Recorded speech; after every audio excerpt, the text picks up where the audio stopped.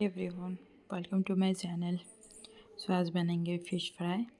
इसके लिए एक टमाटर, थोड़े से धनिया और एक छोटा सा प्याज, इसको हम चॉपर में चॉप कर लेंगे अच्छे से। और साइड बाय साइड हम थोड़े से लहसुन, एक मिर्ची और एक इंच अदरक का टुकड़ा, इसको हम क्रश करेंगे। आप चाहे तो पेस्ट भी बना के डाल सकते हैं। और इसके लिए एक मसाला प्रिपेयर करेंगे जो सिर्फ राई और जीरा, थोड़ा सा पानी देके मैंने पीस लिया है। और फिश को मैरिनेट करके छोड़ेंगे हाफ एन आवर के लिए। इसमें नमक, हल्दी और थोड़ा सा मस्टर्ड ऑयल डाल के मैंने मैरिनेट करा हुआ है। अब इसको डीप फ्राई करेंगे ऑयल में, अच्छे तक गोल्डन होने तक पकाएंगे ताकि बाहर से थोड़ा क्रिस्पी बने और अंदर से जूसी बने।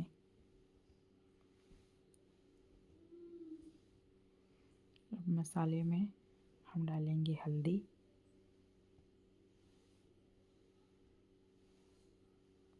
और एक मसाला है जो होममेड है, अक्सर हम खाने में वही डालते हैं, तो उससे भी डालेंगे 1 चम्मच।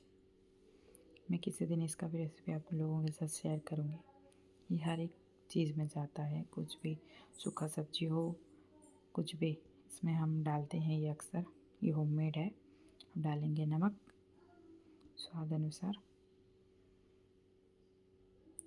आप अपने अकॉर्डिंग कम ज़्यादा कर सकते हैं क्वांटिटी। अब थोड़े से प्याज को चॉप करके रखेंगे और थोड़ा सा कड़ी पत्ता, इसको पहले ऑयल में ऐड करेंगे। और जो कूट के रखा था वही मसाला, उसको फ्राई करेंगे 1 मिनट। फिर हम जो ग्रेट करके रखे थे धनिया, टमाटर और प्याज, उसको ऐड करेंगे। इसको 2 मिनट तक पकाएंगे ताकि अच्छे से भुन जाए सब कुछ। अब मसाला ऐड करेंगे।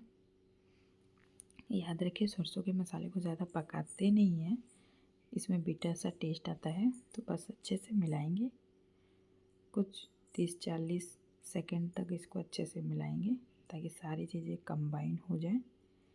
और इसको ज़्यादा पकाना नहीं है, इतने में ही अच्छे से ऑयल रिलीज़ कर देता है। बस हो गया है।